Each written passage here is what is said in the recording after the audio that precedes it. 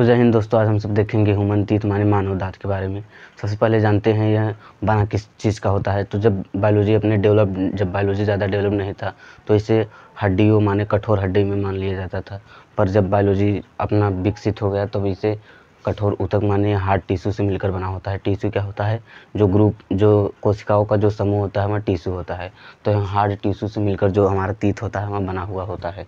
No face show माने बिना दांत के मुंह का फेस है वह सही नहीं दिखेगा। जैसे किसी का दांत नहीं रहता, देखो पचका हुआ रहता है, ऐसे करता हुआ रहता है, तो इस बिना दांत के मतलब यहाँ फेस जो है वहाँ अच्छा नहीं दिखेगा। कहने का मतलब ये है। जो स्टडी होती है टीथ के बारे में उसे क्या कहते हैं? जो स्टडी करता है तो उसे हम ओडोंटोलॉजी कहते हैं। यदि आप टीथ के बारे में बहुत ज़्यादा अध्ययन करेंगे तो उसे ओडोंटोलॉजी कहते हैं। ये टीथ क्या करता है? क्या करता है? कट करता है, chewing and break small particle for digestion. यह क्या करता है? फूड को जो है काटता है, चबाता है और उन्हें तोड़ता है स्मॉल पार्टिकल में, जिससे कि डाइजेशन के लिए जो स्टोमच है वह कैपेबल हो पाए। यह क्या करता है? काटता है, फूड को चबाता है और करता है, तोड़ता है स्मॉल पार्टिकल फॉर डाइजेशन माने पाचन के लिए यह तोड़ता है स्मॉल पार्टिकल में। और यह क्या करता है? और यह दांत जो है जो 12 साल की उम्र के बच्चों में आ जाता है उसे मायोफायोडेंट कहते हैं। जब उनको रिप्लेस करके जो दूध के दांत जब झड़ते हैं और उनको रिप्लेस करके जब अब बड़े हो जाएंगे जो दांत आता है उसे कहेंगे डायोफायोडेंट। तो जो पहले दांत होता है उसे मायोफायोडेंट और डायोफायोडेंट। यहाँ जो ह्यूमन टीथ है इसे सबसे ज़्यादा सबसे ज़्यादा नुकसान किससे होता है? तो फ्लोरीन गैस से।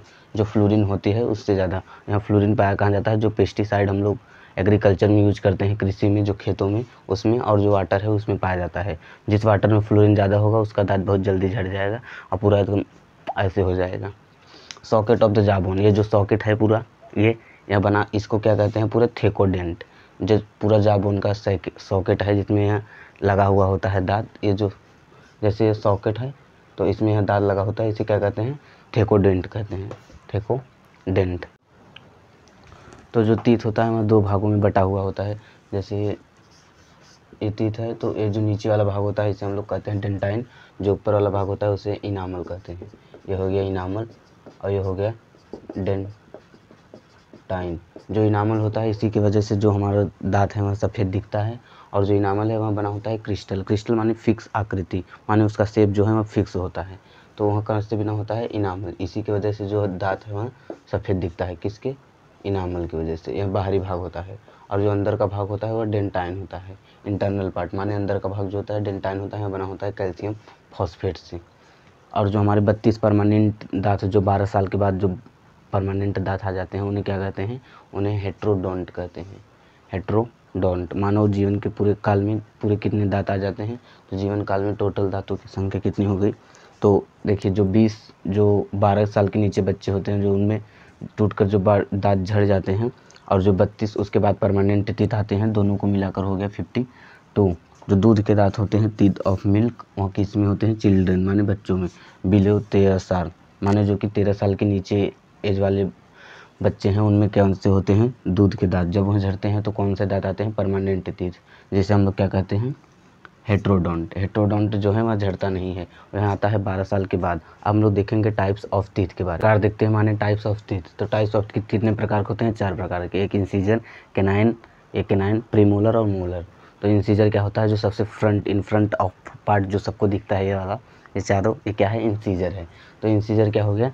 जो नाक के नीचे है, नोज टीथ। इसे नोज टीथ क्यों कहा जाता है? क्योंकि नाक के जस्ट, जैसे नॉर्मल नाक है तो इसके नीचे जस्ट है, इसलिए इसे नोज टीथ माने नाक का दांत कहा जाता है। यहाँ क्या करता है? यहाँ फूड को काटने में कौन हेल्प करता है? तो इंसीजर सबसे फ्रंट वाला पार्ट होता है, इसे नोज टीथ कहा जाता है, और यहाँ काटने का काम करता है। जैसे जब आप कोई चीज़ खाते होंगे सबसे पहले इंसीजर से पहले काटेंगे, इसके बाद ही दूसरे दांतों का प्रयोग होगा। टीथ जो है वो पूरे 4 प्रकार के होते हैं: इंसीजर, केनाइन, प्रीमोलर, मोलर। तो हमने इंसीजर बांध रखा, हम केनाइन। तो केनाइन जो है आँख जो है इसलिए देखिए ये हो गया केनाइन। केनाइन जो होता है वह बहुत ही न्यूकीला होता है, शार्प होता है। शार्प अपने दांत में देखिए, इधर डेट शार्प है या क्या होते हैं? नुकीले होते हैं। या किस काम में आते हैं? तो जब मांस या अब कोई चीज़ खाते हैं तो उसमें फाड़ने के लिए काम आता है। केनाइन माने आई टीथ। यहाँ के जस्ट नीचे होता है इसलिए इसे आई टीथ कहते हैं। यहाँ क्या करता है? बहुत ही शार्प होता है। जो जानवर होते हैं उनमें देखिए कितना बड़ा बड़ा ये दांत होता है। जो कुत्ते होते हैं, शेर होते हैं, इनमें जो केनाइन होता है वह बहुत ही बड़ा होता है, ताकि वह अपने शिकार को आसानी से इस केनाइन से फाड़ सकें और वहाँ आसानी से भोजन कर सकें।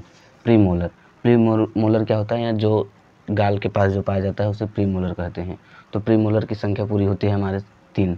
प्रीमोलर क्या करता है, चबाता है। प्रीमोलर जो है जो 13 साल के नीचे जिनमें दूध के दांत होते हैं वहाँ बच्चों में नहीं पाया जाता है।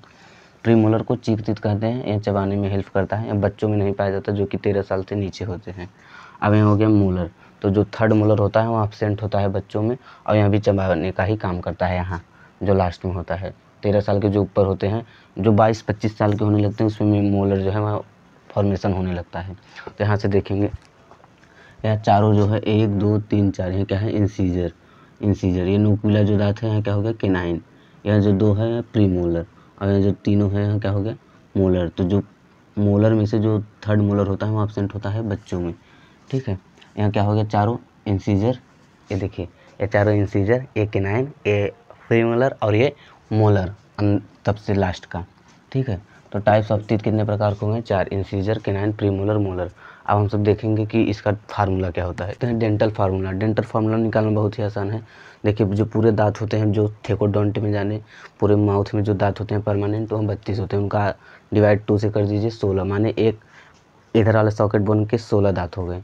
तो 16 इंसीजर उसमें से कितना है, ये 4, 4 का आधा कर दीजिए 2। केनाइन कितना है, ये 2, तो उनका आधा 1। देखिए इंसीजर 4, उनका आधा 2, फिर केनाइन ये 2, उनका आधा, उनका डिवाइड कर दीजिए 2 से 1। फिर ये प्रीमोलर, प्रीमोलर 4 हैं, 2 इधर 2 इधर, तो उनका आधा 2 कर दीजिए। मोलर 3, मोलर 6 होते हैं, तो उनका डिवाइड कर देंगे तो 3, तो 2 1 2 3, ऐसे ही नीचे ही 21 23, 21 23 बटा 21 23 याद रखिए। इंसीजर का आधा कर दीजिए, प्रीमोलर का आधा कर दीजिए, केनाइन का आधा कर दीजिए, मोलर का आधा कर दीजिए। ये डेंटल फार्मूला एडल्ट के लिए आ गया। एडल्ट माने जो 25 साल के ऊपर हों या 20 साल के ऊपर हों, जिनको सभी चीज़ का ज्ञान हो जाए, उन्हें एडल्ट माने। चिल्ड्रन माने जिनको अभी समाज के बारे में नहीं ज्ञान हो, उन्हें चिल्ड्रन कहते हैं। तो चिल्ड्रन में जो 12 साल के बच्चे हैं उनमें प्रीमोलर तो एब्सेंट होता है, तो इसलिए यहाँ देखिए यहाँ 2 है, यहाँ प्रीमोलर के बदले यहाँ कुछ नहीं है। और जो मोलर होता है उसमें से थर्ड मोलर, जैसे ये मोलर दांत है तो थर्ड मोलर एब्सेंट होता है।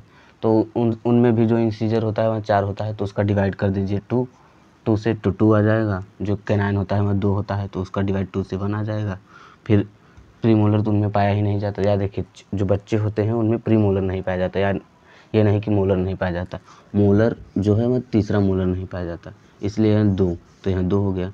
ये इंसीजर, केनाइन, प्रीमोलर, मोलर, ये हो गया इंसीजर, ये केनाइन, ये प्रीमोलर, ये मोलर। तो इसी के साथ ये टॉपिक समाप्त होता है। तो उम्मीद करते हैं आपको यह टॉपिक समझ में आया होगा। तब तक के लिए जय हिंद।